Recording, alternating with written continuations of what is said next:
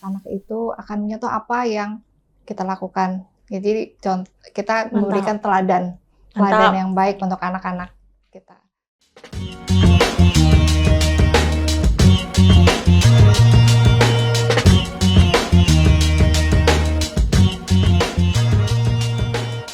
Halo Sobat BN, Panderan Warung kembali lagi dengan aku Ita dan aku Koba. Jadi ketemu lagi kita di Panderan Warung di kali ini tuh. Pandai Warung tuh bukan cuma ngobrol-ngobrol los gitu ya, tapi kita ngobrol santai, terus ada makna yang bisa kita kasih ke Sobat BN. Betul. Hari ini kita kedatangan tamu istimewa Sobat BN. Ya, menjelang akhir tahun dan juga bulan Desember itu tau nggak Tak? Ada hari apa yang spesial? Hari Ibu. Jadi kita juga kedatangan ibu dan juga kakak kita ya hari ini. Ada siapa Tak? Ada Mia Cisadani. Halo Kak. Halo Kak. Kemana nih? Oh, kesini ya? Kanan, kiri, depan boleh nggak? Boleh manapun. Karena di studio kita banyak lah. Ada berapa kamera ya? Ada beribu-ribu kamera. Banyak banget. Jadi ya, kalau kita sebenarnya aku udah kenal sama Kak Mia ini ya Kak, waktu itu ikut salah satu peserta pelatihan kayak literasi menulis gitu ya. Kak, aku tertarik banget karena aku lagi scroll media sosial terus kepengen nih datang di dinas perpustakaan namanya Kak. Betul. Jadi Kak Mia ini jadi salah satu narasumbernya, luar biasa sekali. Jadi alhamdulillah ketemu lagi kita di sini ya Kak ya. Tapi kali kedua ya. Iya, kali kedua. Kalau aku beda, Bang. Kalau aku kemarin ketemu pas waktu liputan.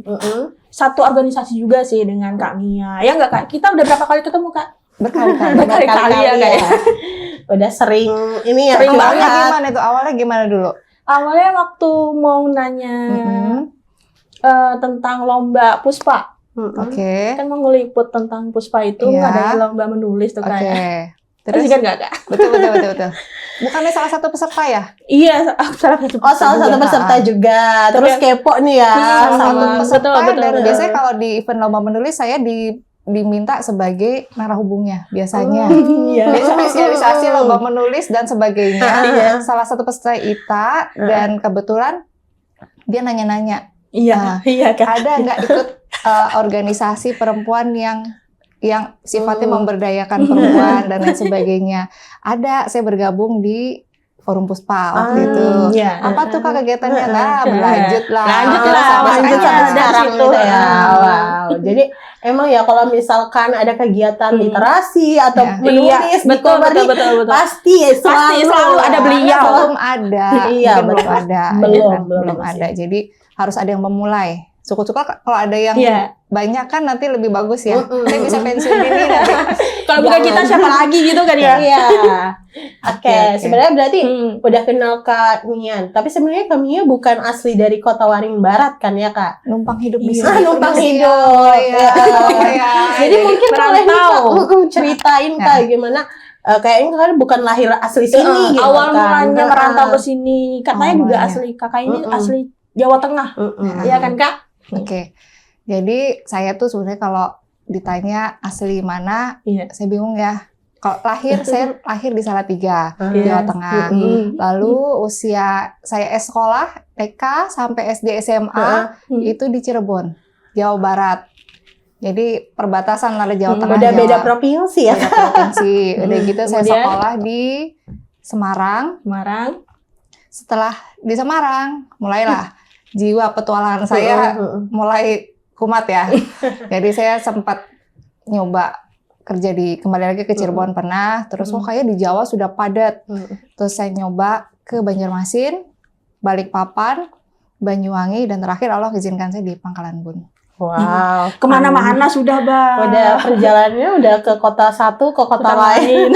Lintas provinsi, lintas pulau. Betul. Kemana-mana sudah. Jadi udah melalang buana kemana-mana gitu ya Kak. Tapi di setiap perjalanan pasti punya ceritanya masing-masing gitu ya Kak. Dan itu yang membuat saya ketika kita merantau itu kan jauh dari keluarga dan membuat saya kayak merasa setiap orang yang ada di dekat saya itu saya anggap sebagai keluarga. Jadi saya tidak merasa, kadang orang yang belum pernah merantau mungkin kayak ngerasa gini. Apakah tidak merasa kesepian ketika jauh dari keluarga? Apakah kalau lagi kalau lagi misalkan kita kan ada kalanya masa-masa sulit ya kalau misalkan itu ya. Bagaimana cara menghandle-nya, dan itu ketika merantau itu ya strugglingnya ya luar biasa gitu kan. Itu yang menempatkan saya sampai sekarang pun di Pangkalan Bun saya rasa bukan merantau. Ya keluarga baru saya di Pangkalan Bun ke siapapun, termasuk kalian. Berarti Pangkalanmu ini berkesan banget ya buat kakak ya? Setiap daerah punya kesan masing-masing. Iya. Tapi kalau misalkan yang diminum dulu Kak. Boleh sambil minum. Udah disiapin nih. Kita dari jam berapa? Dari yang dari jam 8 dari masih hangat ya. Aku dari jam 8 udah datang tadi baik. Wah, jadi menarik sekali dari perjalanan dari kota satu ke kota lainnya. Tapi kalau misalkan kalau ditanya nih Kak, yang paling menarik perjalanan kakak, yang mungkin jadi titik mulainya kakak nih berkarir atau seperti apa, di mana? Setiap daerah punya cerita sendiri. Jadi awalnya tuh kalau masa SD sampai SMA kurang lebih mungkin sama ya, hampir sama. Dan masa saya mulai bertumbuh itu mulai di kuliah, mulai jauh dari orang tua, ngisi waktu kosong nih bagaimana caranya kita mengisi waktu kosong dengan remnya di kita sendiri. Itu mulai mencari aku harus bagaimana, arah hidupnya seperti apa. Mulai waktu di kuliah itu berkegiatan. Saya kebetulan dulu kuliah saya kos, ibu kos saya galak. Jadi saya tuh menghabiskan waktu supaya pulang ke kos tuh cuma tinggal tidur aja. Jadi habis kuliah nggak mau langsung pulang ke kos, berkegiatan lah. Jadi berkegiatannya banyak di kayak komunitas anak jalanan dulu pernah. Terus jadi mulai dari situ. Oh, gitu dari kan. situ. Dari situ awalnya dari situ. Terus kebetulan dulu waktu zaman masih di Cirebon bersama orang tua itu kalau punya orang tua saya itu aktif di kegiatan sosial, dan anak-anaknya sering diajak. Jadi melihat begitu tuh kayak otomatis begitu kita lepas dari orang tua, jauh dari orang tua tuh polanya mungkin hampir sama. Jadi meneruskan ketika melihat kayak anak jalanan yang tidak tersentuh, bagaimana kita pendekatannya untuk sama-sama membimbing ya sebagai adik. Kan kadang di anak jalanan tuh banyak yang terseret pergaulan yang kurang sehat gitu. Terus waktu KKN, waktu zaman dulu KKN tuh kan kebanyakan mahasiswa lain yang belum terbiasa terjun ke masyarakat tuh kayak ya udah KKN di posko aja. Nah saya tuh paling nggak bisa diem. Ada ibu PKK saya gabung, ada Karang Taruna gabung, begini gabung. Jadi mungkin aktif, karena sudah terbiasa kan, dibiasakan dari rumah. Jadi ketika membaur di masyarakat yang baru itu tahu harus bagaimana. Jadi modal seperti itu yang kalau misalkan saya pindah ke satu daerah ke daerah lain tuh rasanya seperti mendapat tantangan baru. Ada keseruan apa lagi di situ gitu, termasuk di Pangkalan Bun gitu. Dan katanya juga Kamia ini mengajar di lapas ya katanya. Pernah. Nah, bisa diceritain nggak ke Sobat BN tuh? Pernah. Ya. Jadi dulu cerita waktu di Banyuwangi. Saya sempat tinggal di Banyuwangi, kebetulan tempat tinggal itu tidak jauh dari lapas di depan.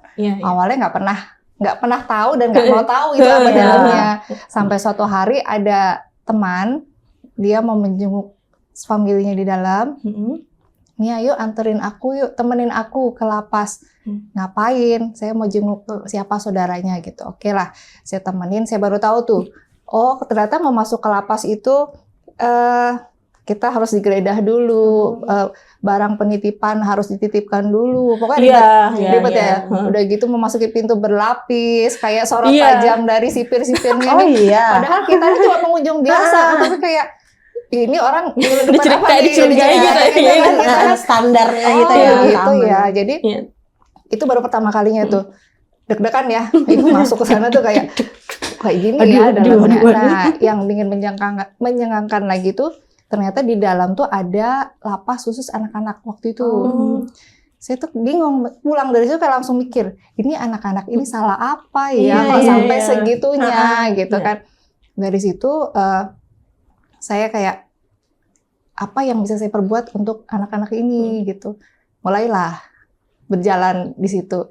Jadi programnya waktu itu ya saya mencoba sampai, jadi saya kayak nyusun program kira-kira kan anak-anak ini kan selama di dalam nggak keluar kemana-mana, nggak sekolah, Jadi akses sekolah enggak, dan enggak sebentar mereka itu Kak. Jadi ada yang, kalau yang kasus sepele misalkan kayak tawuran tuh paling 3 bulan, atau nyuri-nyuri helm tuh paling 3 bulan lah gitu. Tapi ada sampai kasus pembunuhan berencana itu.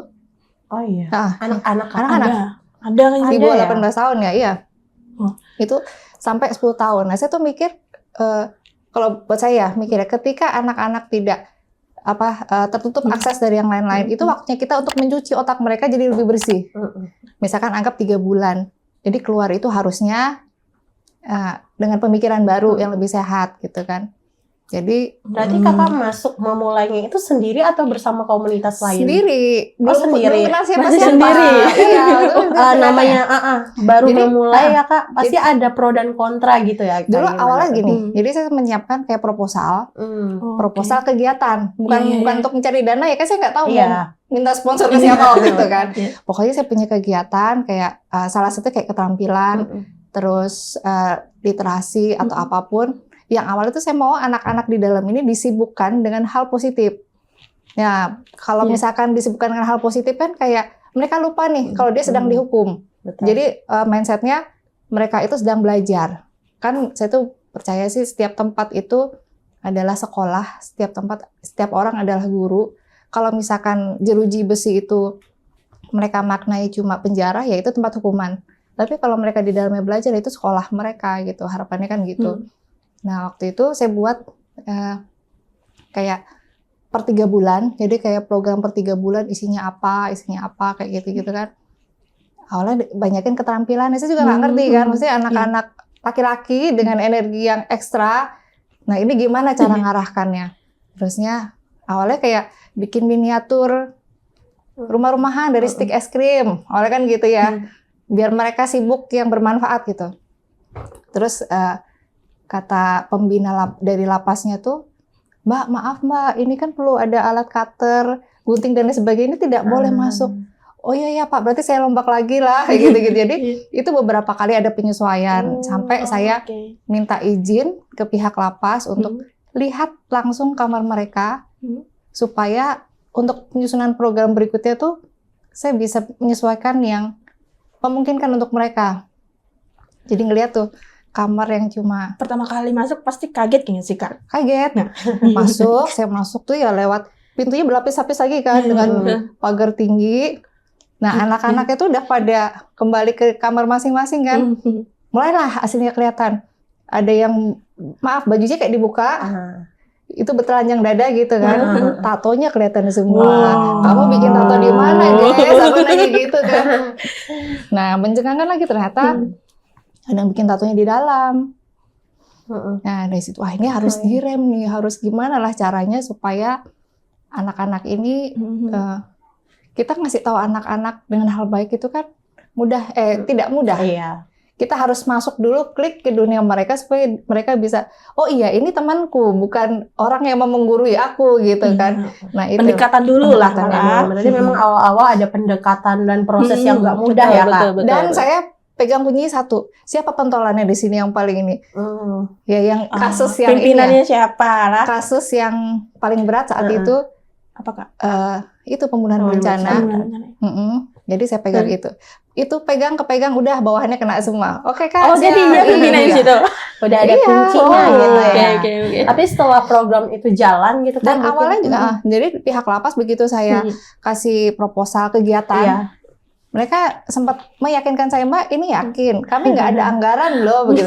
Oh, nggak apa-apa, anggaran nggak usah dipikirkan, pokoknya kalau peralatan dan lain sebagainya, insya Allah, gitu kan, dari pribadi. Untuk hitungan honor, narsum, dan lain nggak usah dimasukkan hitungan, insya Allah. Ya, akhirnya alhamdulillah berjalan.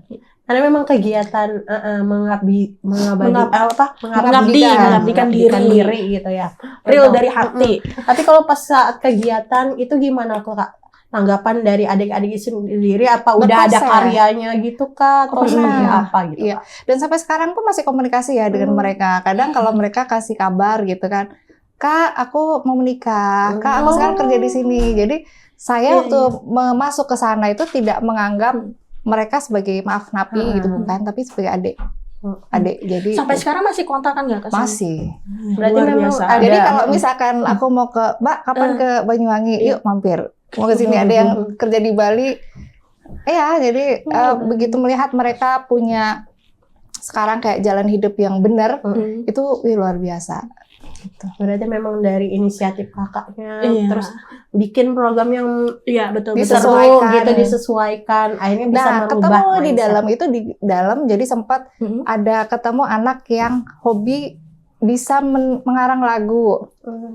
Jadi pernah, jadi kayak saya membantu mengkoordinasikan dengan pihak lapas, kan mereka ada kayak jam kunjungan keluarga kan. Jadi ketika jam kunjungan keluarga tuh anak-anak ini tampil dan waktu itu ada yang bakat gitu ya kayak di depan orang tuanya. Lu sempat ada yang bilang, "Kak, nanti tanggal sekian aku tampil." Kakak datang, itu aku terharu itu. Jadi kayak aku dapat rasa ngelihat anak-anak bangga. Tadi cuma di kamar, iba cuma bikin kegiatan yang nggak ada manfaatnya, terus diberi kesempatan untuk tampil, mereka unjuk bakat, dan dari pihak orang tuanya, keluarganya pun, ternyata anakku bisa gitu. Sedangkan kan mereka kebanyakan sudah merasa sebagai sampah masyarakat ya, banyak yang tidak dianggap. Jadi yang penting rasa percaya dirinya itu dulu.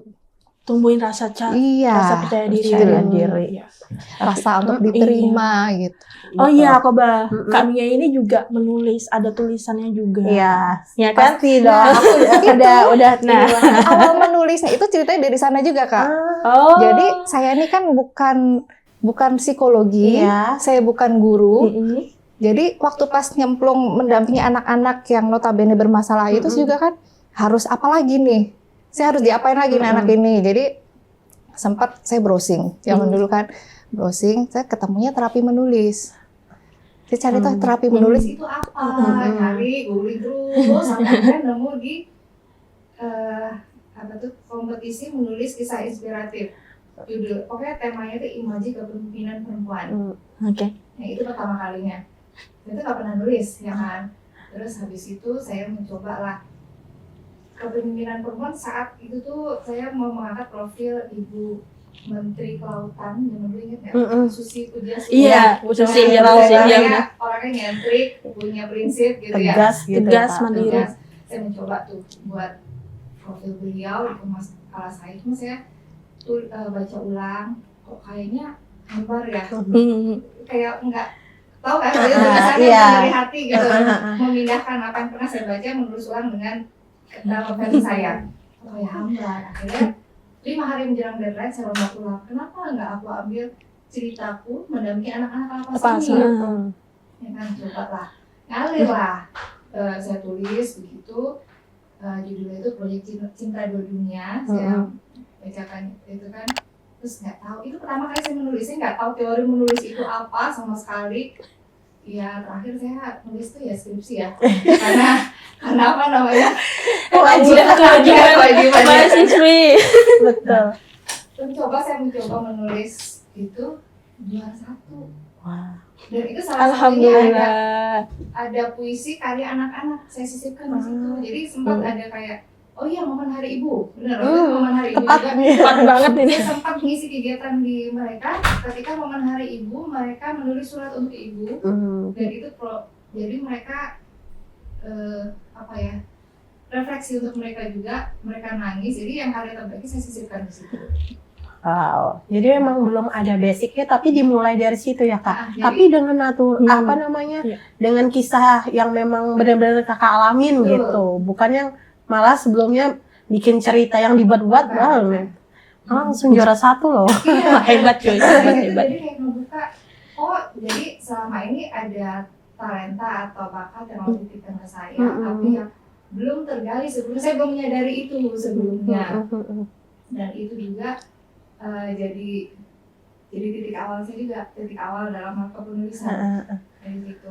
Nah, 3 bulan kemudian ada sayembara. Jadi kan awalnya dari pihak lapas tuh tidak ada, maaf ini tidak ada anggaran, tidak ada dan sebagainya. Jadi Pak, alhamdulillah sudah dibayar tunai dari sini gitu kan. Dari hasil itu ya tadi ya Kak. Dan itu jadi menginspirasi anak-anak juga gitu kan. Terus setelah itu 3 bulan kemudian sudah tahu nih, ternyata ada lomba menulis yang dengan hadiahnya sekian, mulai ada penerbitan dulu mulai ya kan? Mulai ya. Ada lomba itu, pernah tahu nggak Helpy Piana Rosa? Siapa? Jadi penulis novelis religi biasanya Bapak Yasmani dia. Beliau mengadakan lomba menulis. Jadi ada salah satu buku itu yang judulnya itu Ketika Mas Gagah Pergi. Jadi itu tentang proses hijrah seseorang. Saya pernah pinjamkan ke anak-anak di LP di lapas itu. Akhirnya saya mencoba menuliskan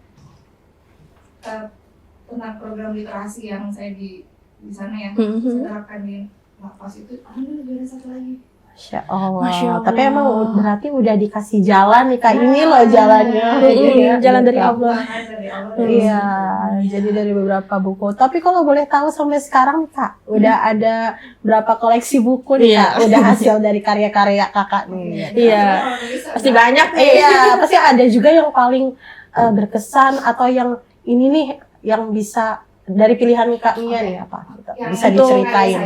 Iya. Oke, kalau sebenarnya saya nulis tuh anget-angetan ya. Anget-angetan. Tapi anget-angetan kalau lagi semangatnya bagus panas ya jadi gitu. Kalau nggak ya hilang gitu. Awalnya tuh kayak penulis opasi. Jadi dulu saya suka nulis kayak opini di surat kabar tentang parenting, tentang anak-anak. Jadi kalau sekarang lebih fokusnya karena banyak yang dipegang anak-anak. Jadi saya memandang misalkan ada satu kisah gitu. Saya memandang dari sudut pandang anak-anak itu jadilah cerpen. Nah, tapi kalau dari sudut pandang orang tua saya jadi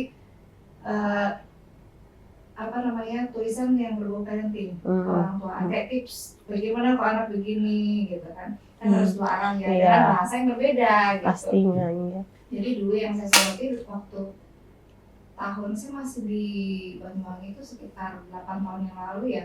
Itu sudah mencermati tentang mewaspadai racun digital pada anak. Wah, ini yang perlu diperhatikan ini bagi orang tua, buat anak-anak ya. Gimana sih? Dulu banyak karena kayak tetangga yang anak-anaknya sudah terpapar digital itu dari sisi emosional, konsentrasi dan kesehatan mata tuh pasti gitu kan, dan daya pikir itu agak turun gitu sudah dari dulu di ini. Nah lagi sekarang seiring berjalannya waktu tidak direm ya sudah. Lagi sekarang zaman digital nih nggak bisa lepas nih dari HP. Orang tua aja nggak bisa lepas, kita Iya betul. Kalau di rumah orang tua nak jangan main HP, tapi orang tuanya nggak biar sambil masak. Jadi memang peniru ya kalau anak-anak itu. Nah bagaimana sih Kak untuk menjauhi? Bukan ngasih pemahaman orang tua ataupun anak-anaknya gitu. Sebenarnya agar tidak kecanduan. Sebenarnya kita perlu sadari itu kan HP itu kan alat ya. Kalau saya tuh mikirnya ya HP sebagaimana fungsinya aja, alat komunikasi dan sumber informasi. Untuk hiburannya itu dihilangkan lah. Ya hiburan boleh misalkan weekend gitu kan. Sebenarnya kalau idealnya kan maksimal itu 2 jam aja kita. Idealnya 2 jam. Nah, kadang tuntutan pekerjaan ya, kadang kita itu harus benar-benar nih. Kita harus sadar diri kalau misalkan kalau misalkan agak kepanjangan dirinya tuh kita ke fungsi konsentrasi kita kan menurun. Jadi dijadwalkan ya kayak untuk 2 jam itu maksimal sebenarnya. Dan saya sudah mulai sih kalau misalnya di jam kerja sudah mengurangi penggunaan ini ya Kak. Jadi jam 4 tuh kadang jadi dia tuh Kak kok nggak di ini kalau besok lagi aja. Masih hari esok nggak apa-apa. Jangan kan itu Kak, yang dekat tuh berasa jauh, yang jauh berasa dekat kalau udah di HP. Apalagi kalau misalkan kayak nongkrong kayak gitu ya Kak. Iya betul. Jadi di depan tuh udah diabain, tapi tetap di HP aja yang ini kan. Gitu. Nah itu kadang yang membuat orang jadi overthinking, tidak bisa menyadari sebenarnya apa yang ada saat ini dan sekarang, gitu kan, kayak yang dipikirin di rumah, udah yang di rumah lagi, sekarang aja dulu, gitu kan. Oh iya, Sobat BN, Kak Mia ini juga terjun ke dunia pendidikan. Di Pangkalan Bun ini beliau punya komunitas untuk relawan untuk mengajar anak-anak yang putus sekolah, ya nggak Kak? Nah, menarik Kak, banget gitu ya kan Mbak. Nah, bisa diceritain Kak gimana awal mulanya? Perjalanannya dari awal apa? Dimulai kok Kakak sampai cetusin ini nih mau bikin wadah gitu. Awalnya karena yang di Banyuwangi itu ya, karena saya pernah melihat ujungnya anak yang tidak mendapatkan pendidikan secara baik, entah itu dari sistem pendidikan yang mungkin kurang tepat atau orang tuanya sendiri yang tidak akan dicontoh, ujungnya ke sana. Ya kan, jadi saya tidak mau misalkan lihat nih anak, saya sudah bisa memetakan anak-anak itu banyak kan kenapa sih? Karena pengaruh handphone, pengaruh lingkungan yang nggak sehat. Nah, kalau udah lihat itu di jalan, khawatirnya tuh kayak kalau nggak didampingi nih, bimbing gitu, nggak dibimbing, takutnya kayak di sana. Nah, jangan sampai lah. Dari situ Kak lah. Dari situ, soalnya kebanyakan anak-anak yang putus sekolah itu karena tidak punya support system yang baik dari entah mungkin keluarganya broken home atau apa, dan mereka tuh sudah tumbuh dengan lukanya masing-masing gitu. Kita bantu mendampingi untuk supaya kegiatan supaya masa depan mereka tuh bisa terselamatkan. Karena untuk mengubah mindset, misalnya nih kita ngelihat sebuah keluarga dengan orang tuanya toksik ya, dua-duanya. Kita mau nyadarin orang tuanya untuk, hey kamu berhentilah toksik supaya anakmu tumbuh sehat, itu susahnya setengah mati. Jadi sebisa mungkin ya udahlah, orang tuanya belum bisa kita ubah, kita gandeng anak-anaknya supaya kita kasih warna lain dalam hidup mereka. Mungkin mereka belum bisa milih sekarang, tapi seiring berjalannya waktu tuh akan ngerti, oh ayahku begini, oh tapi orang itu kasih contoh yang baik, suatu saat akan mereka punya pilihan gitu.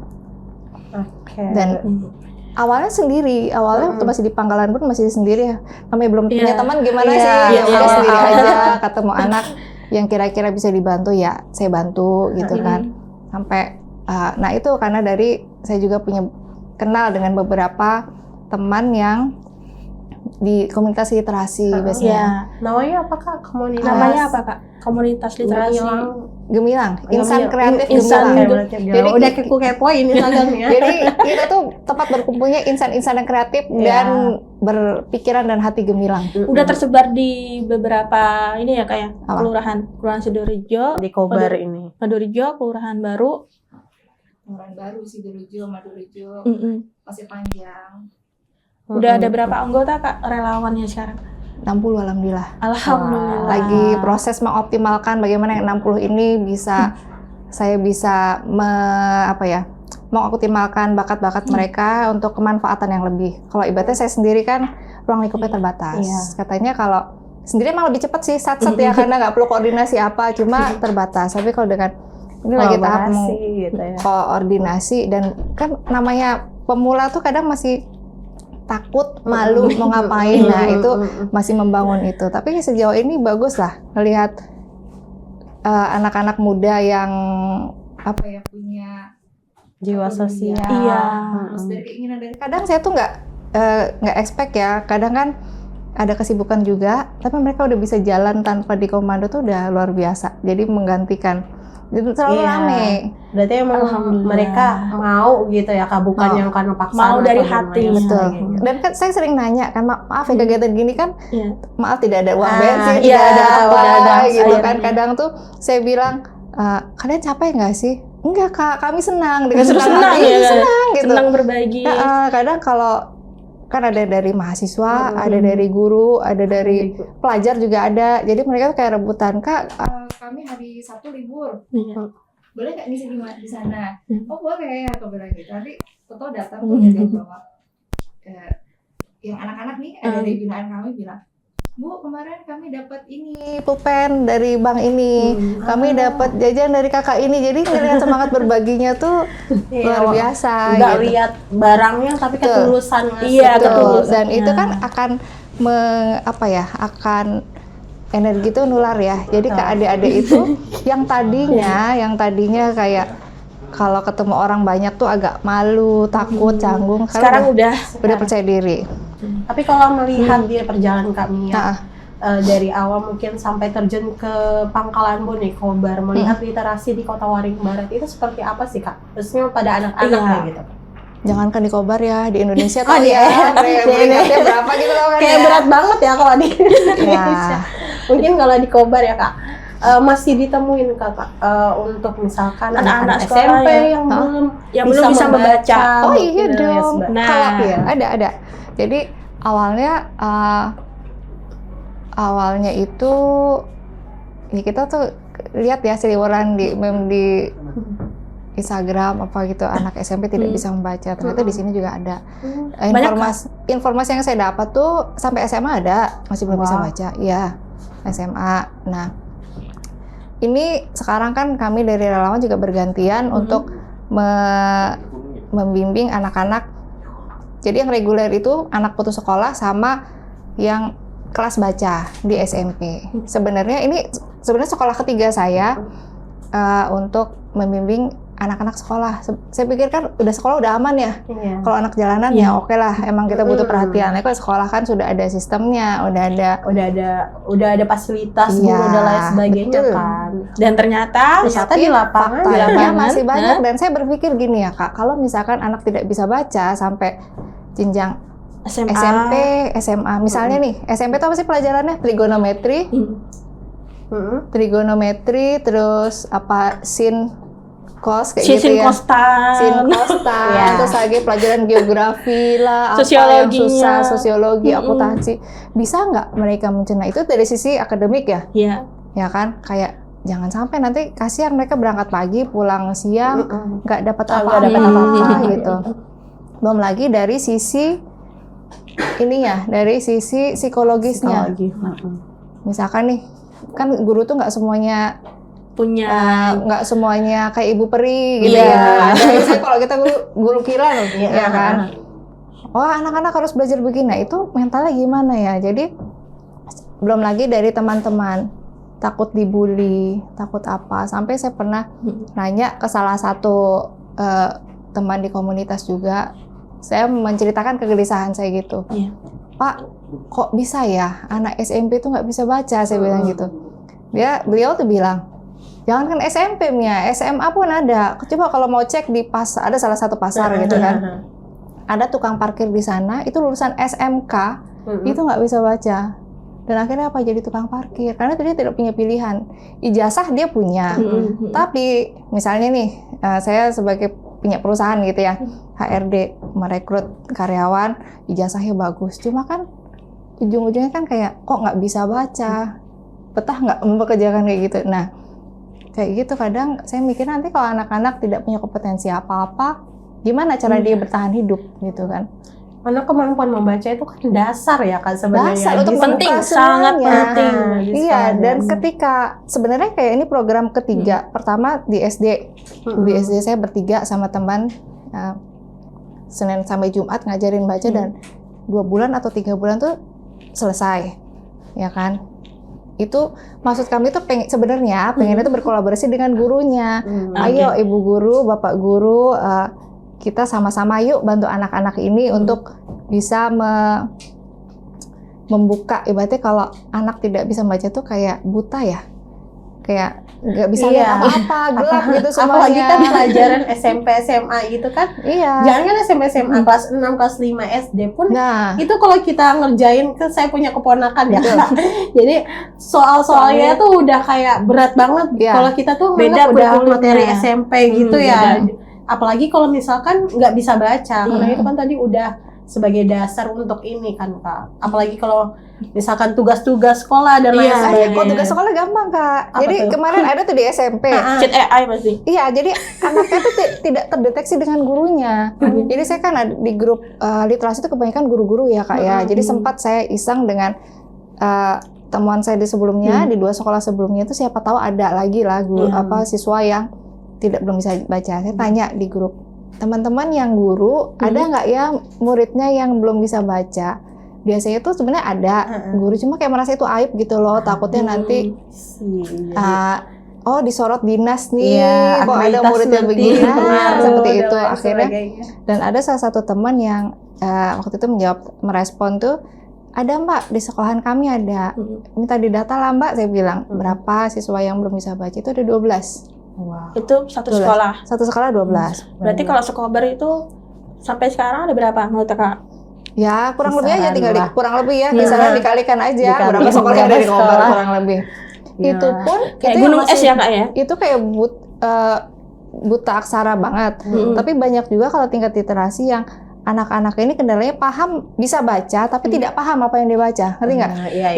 Iya kan? Sekedar tahu membacanya, tapi tahu. Nah, makanya kemarin kalau ada pemberitaan TKA jeblok tuh ya kurang lebih kayak gitu.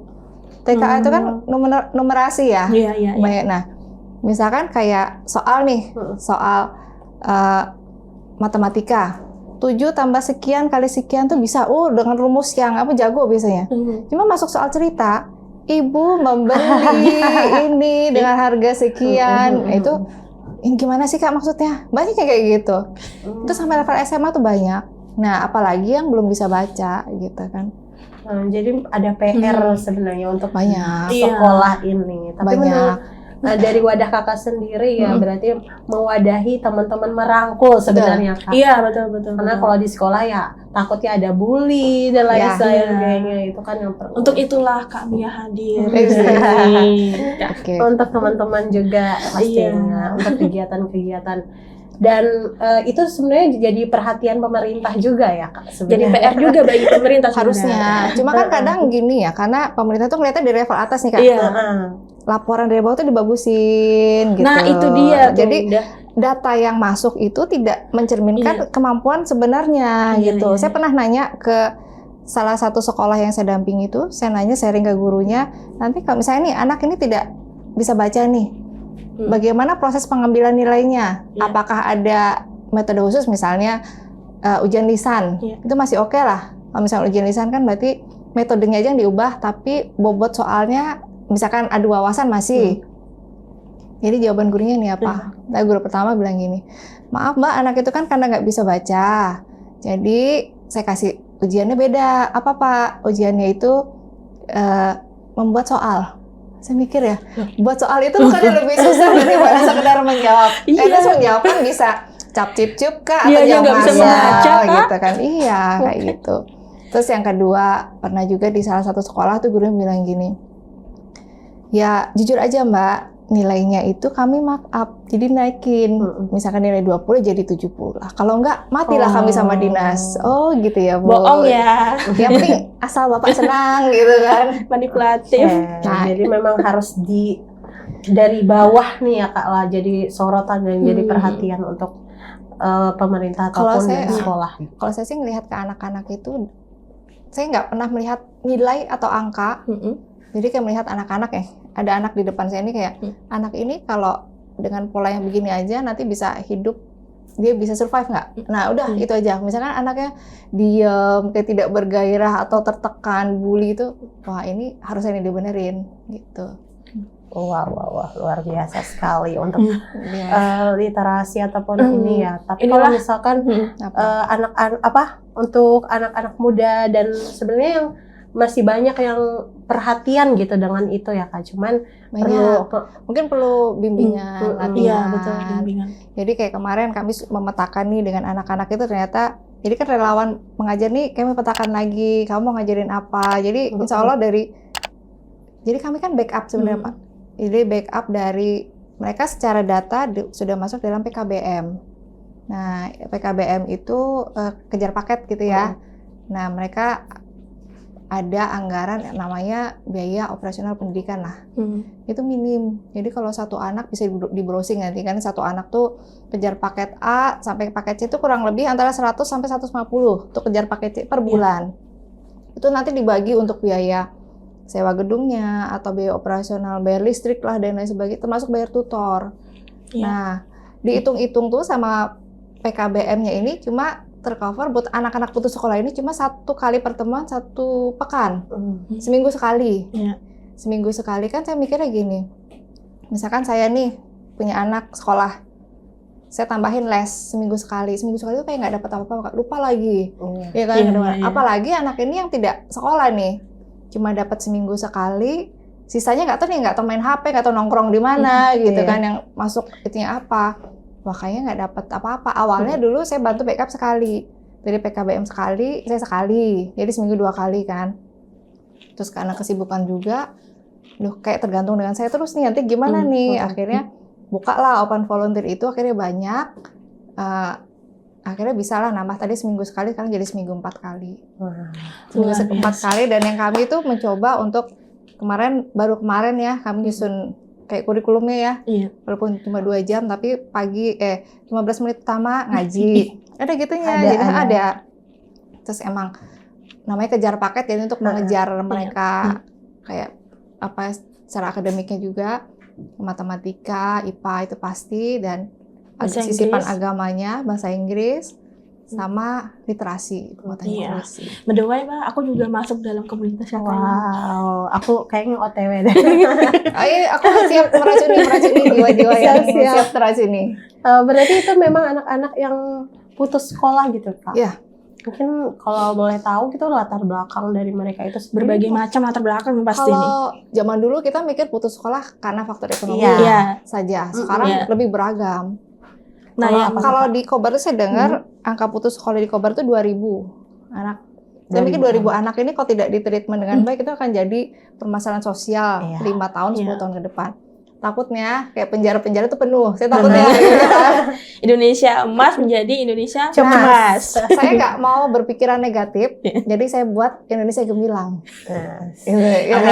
Amin. Setidaknya dari yang saya bisa rangkul dulu lah dengan teman-teman. Nah, kalau sekarang pertama faktor ekonomi pasti. Yang kedua, biasanya orang tuanya bermasalah, anak tuh jadi korban. Anak ini korban dari orang tua dulu ya. Misalkan orang tua broken home, orang tuanya kena kesandung kasus hukum. Biasanya kan laki-laki, saya juga nggak ngerti ya kenapa di penjara itu kebanyakan laki-laki gitu. Jadi yang perempuan ini tidak semuanya siap, maksudnya kayak sudah siap berdaya. Kalaupun misalkan secara ekonomi kebanyakan bergantung daripada suaminya. Nah, ketika suaminya ibaratnya nggak tahu kesandung masalah apa, yang akhirnya ya korbannya anak-anak itu sampai putus sekolah. Terus lagi misalnya anak yang ditelantarkan begitu saja itu ada. Jadi nggak sampai belum punya akte lahir tuh ada tuh Kak.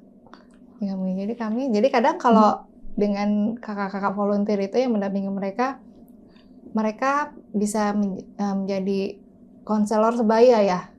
Jadi jadi ada yang punya luka, ada adik yang itu punya luka yang mungkin ditinggalkan orang tuanya. Itu kan kalau misalkan tidak kita rangkul, bisa jadi dia pelampiasannya dengan hal yang negatif. Gitu. Betul. Jadi ini sebagai wadah merangkul teman-teman gitu ya. Tapi itu sangat-sangat intinya mulai dari yang kecil dulu nih Kak. Betul. Jadi tapi ada harapan ke depannya untuk tempat komunitas kakak ini apa nih Kak untuk kedepannya mungkin harapannya atau ada gambar cita-cita impian ke depan gitu ya untuk tempat visi misi dari komunitas dari kakak komunitas sendiri. Dari komunitas kami yang pertama yang ini jangka pendeknya itu kita benar-benar mengoptimalkan dari tiap individu yang ada di komunitas itu sendiri. Nanti entah berkontribusi di bagian apa. Kan kalau misalkan tahu banget kendalanya itu biasanya waktu. Karena kami semua punya kesibukan masing-masing. Isinya orang sibuk semua. Cuma bagaimana komunikasinya, bagaimana koordinasinya, dan mengoptimal itu masih proses berjalan sih Kak. Kayak dari kami sendiri yang jelas itu ada pembagiannya itu ya. Kayak program yang edukasi. Edukasi itu emang diutamakan menyasar untuk orang-orang yang terabaikan, anak-anak yang terabaikan, belum punya akses pendidikan yang baik. Terus ada nanti kita membuat program, ibaratnya membuat kegiatan yang sifatnya edukasi. Nanti insya Allah dalam waktu dekat, bulan Januari itu, kami berkolaborasi dengan Himpunan Mahasiswa Jurusan Akuntansi. Itu dari Untama ya, kami membuat journaling. Journaling dengan target peserta insya Allah 200 peserta tingkat SMA. Itu di Kobar. Akhir tahun ini atau di awal tahun? Januari, insya Allah. Januari. Iya sih Kak, kalau journaling tuh memang apalagi kayak buat anak-anak muda gitu kan yang banyak overthinking gitu kan. Itu sangat berguna banget gitu journaling. Kan. Untuk kita juga nih. Kita akan memperkenalkan itu. Nah, nanti mungkin ke depannya kita juga akan berkolaborasi dengan pihak-pihak yang mungkin punya satu kesamaan visi, bagaimana kita bisa berbuat, kalau berkolaborasi kan insya Allah lebih banyak ya ininya nanti bisa untuk membuat program yang memang bermanfaat untuk generasi muda gitu, melihat potensi yang permasalahan atau apa yang ada sekarang tuh kalau bisa kita carikan solusinya gitu. Oke, sangat luar biasa sekali insight Betul, kita hari betul. ini gitu ya Kak. Inspiratif sekali. Inspiratif. Ya. Tapi sebelumnya untuk Oke. mengakhiri podcast Iya. kita, mungkin ada Pesan-pesan. yang mau disampaikan dari Kak Mia, pesan-pesan Untuk Sobat BN.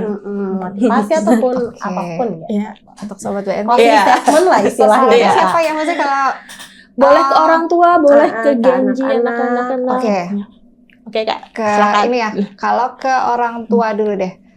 Ke orang tua dulu, buat orang tua ibaratnya anak-anak itu akan menyentuh apa yang kita lakukan. Jadi kita Mantap. memberikan teladan Mantap. yang baik untuk anak-anak kita. Terus kalau untuk anak-anaknya ya sayangi dirimu, ya kan, jangan tergiur dengan hal apapun yang di luar sana. Fokus dengan diri sendiri. Ini adalah kesempatan, ya kan, kesempatan untuk jadi dirimu ya versi yang terbaik. Jadi Jadi versi dirimu yang terbaik gitu betul. maksudnya. Ini juga buat kita gitu ya. Iya, Kak, dan kita sebenarnya semua. saya bilang gitu untuk diri saya sendiri juga Kak. Kita sama-sama ya kan. Iya betul. Sama-sama. Intinya kami ucapin Be makasih nih yourself. Ya. ke kami ya udah Oke. di salah-salah kesibukannya udah Terima mampir kasih. ke Terima kasih lah, Kak. podcast Pandaren Warung Thank you. hari ini. For Thank your you. information guys, kita tuh udah calling Kak Mia tuh udah berapa bulan yang lalu sebenarnya. Iya. Tapi karena kesibukan. Sibukan masing-masing ya. Tapi akhirnya Kak Mia sampai hadir Alhamdulillah. di sini, terima kasih. Makasih Kita juga Kak belajar, Mia. kita juga sama-sama. Ya, Semoga betul-betul. juga harapannya literasi di Kota Waringin Barat ini lebih update lagi, lebih update lagi. Lebih meningkat lagi Mm-mm, dari literasinya. anak-anak, Untuk kemampuan pemuda. berpikir kita semua juga. Iya, betul, Mindset betul. kita Betul. semua. Oke, makasih Sobat BN Makasih Sobat BN. yang sudah nonton podcast Pandaren Warung hari ini.